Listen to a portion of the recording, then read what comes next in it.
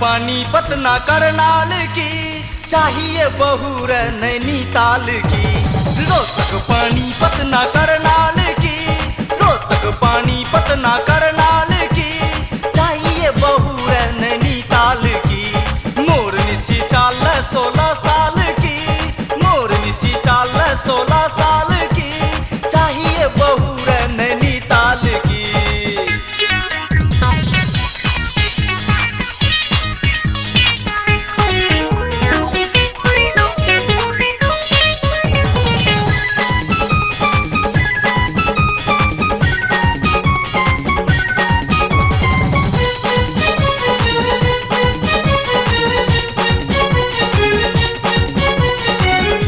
नजाकत होठ रसीले, सुर्ख गुलाबी गाल हो, मुखड़ा दिखे चांद के जैसा, ब्यूटीफुल वो माल हो। सबके गल की घाल होवा, सबके गल की घाल होवा, छोरी बेमिसाल सी। रोहतक पानी पतना करनाल की, चाहिए बहू रे नैनीताल की।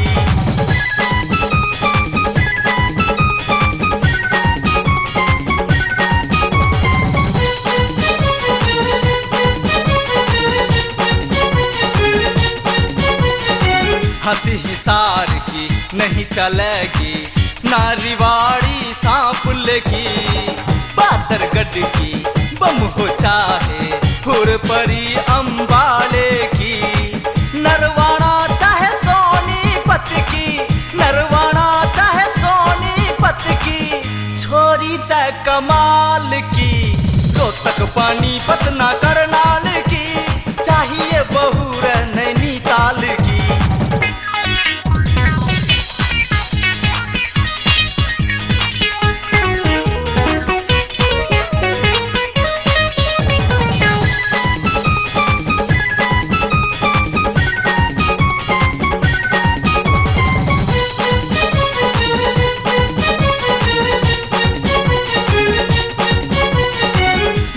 रंग पे दुनिया तंग हो, इसी कुंदन घर आली हो। नर नवेली हो अलबेली, चाय कड़क सी प्याली हो।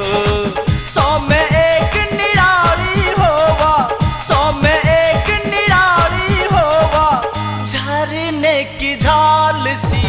रोहतक पानी पतना करनाल की, चाहिए बहू रे नैनीताल की।